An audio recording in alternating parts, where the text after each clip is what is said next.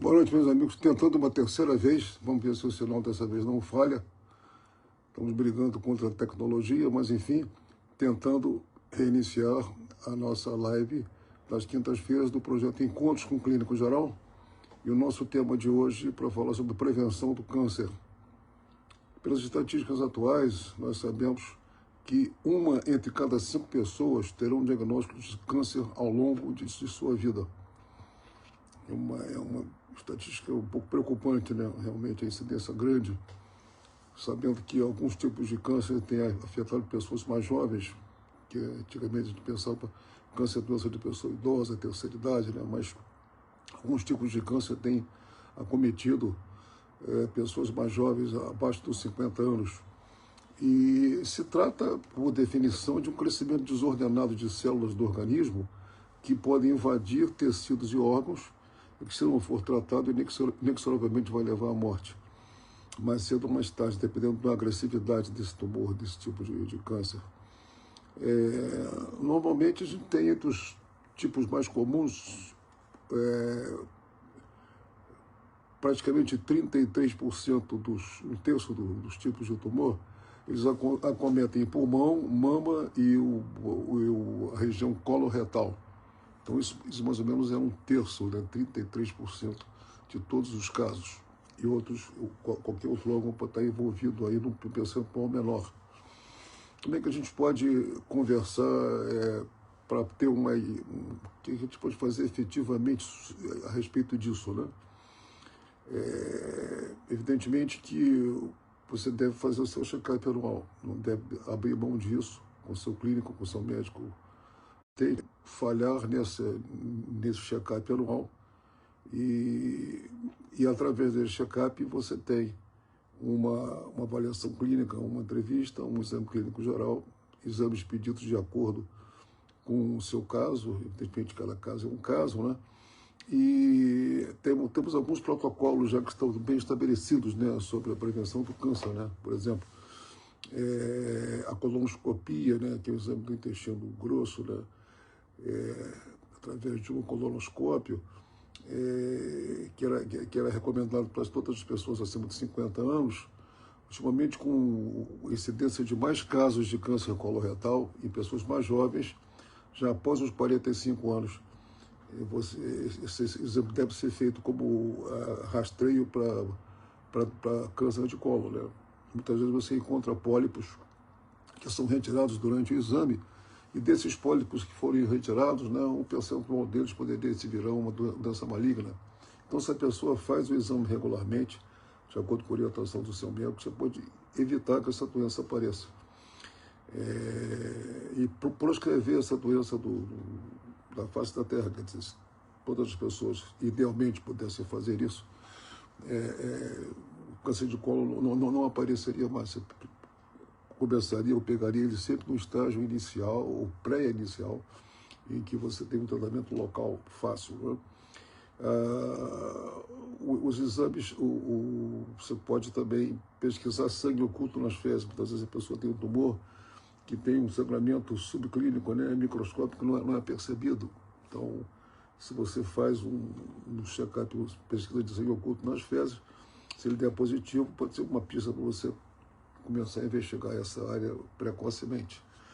Endoscopia digestiva alta, já não tem tanta idade para começar, sabe que o câncer gástrico ele é um câncer muito de família, né?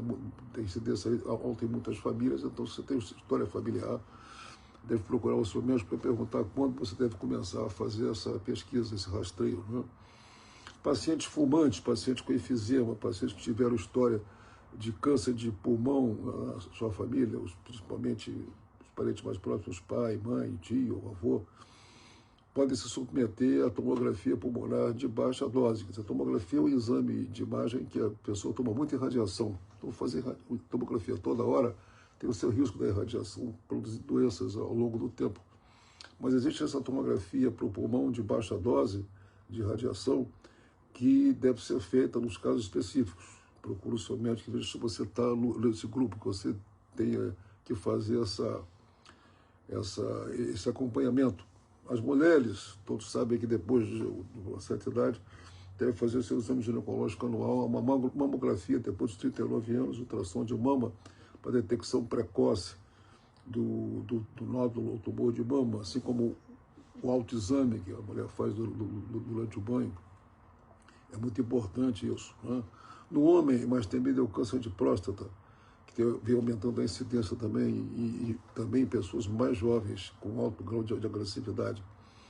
E então você, depois dos 40 anos, tem que procurar um urologista ou mesmo seu próprio clínico para submeter ao exame de toque retal para próstata, ultrassom de próstata e uma dosagem de um marcador tumoral, que é o PSA, antígeno prostático específico, né, que é muito confiável, dá para confiar no resultado, e ele, estando sempre em nível normal, também tranquiliza muito os pacientes. É muito importante que não se deixe fazer o toque retal, né? Atenção, homens, deixa o preconceito de lado e tudo. A pessoa costuma dizer, não, hoje tem o ultrassom, tem o PSA, para que eu vou fazer toque retal? Conheço, passei na minha vida, acompanhei vários casos de pessoas que tinham ultrassom normal, PSA normal, e no toque do urologista apareceu um nódulo que foi visto, era um nódulo inicial, a pessoa operou e ficou curada. Então, não deixa de fazer, isso é muito importante, deixa o preconceito de lado. Também, recentemente, você tem pacientes que têm um aumento de PSA, alguma imagem suspeita na próstata. Você pode fazer hoje em dia um exame de ressonância magnética multiparamétrica de próstata, em que você vê com muita segurança, né, se aquilo tem aspecto de tumor, se aquilo pode ser acompanhado sem precisar de biópsia, quando deve ser indicada a biópsia, com muita segurança, sem aquele medo que faz a pessoa tomar atitudes precipitadas. O próprio médico, às vezes o paciente, com medo do tumor, pensa para fazer logo uma coisa mais precipitada, que pode não terminar bem.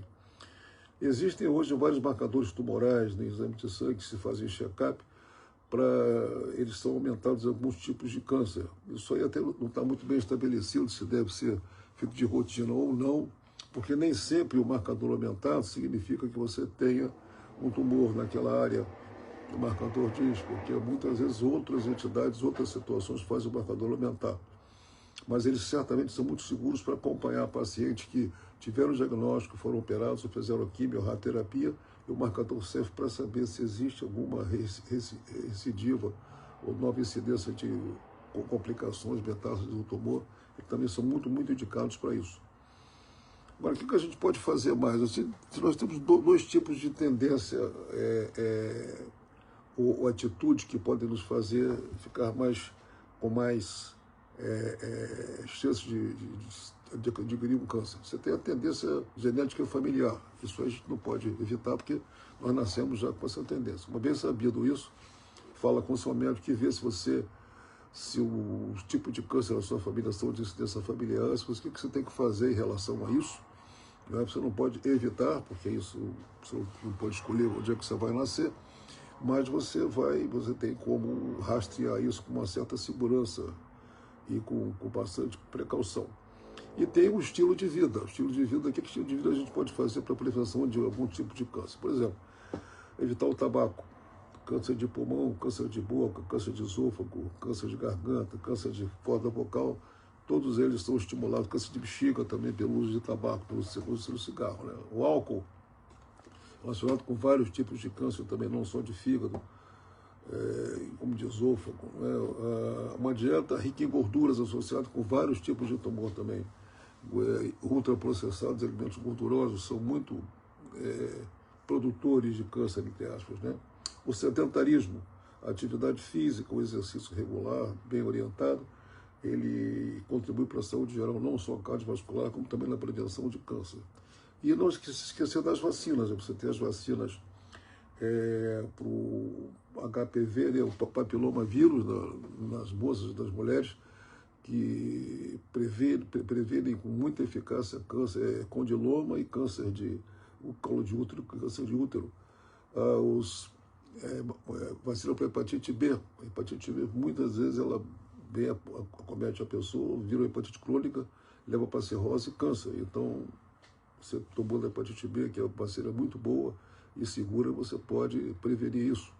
Infelizmente, não existe ainda vacina para hepatite C, que também se complica com hepatite crônica, cirrose, câncer, mas enfim. Tem outros métodos de prevenção para hepatite C que você pode saber com o seu médico.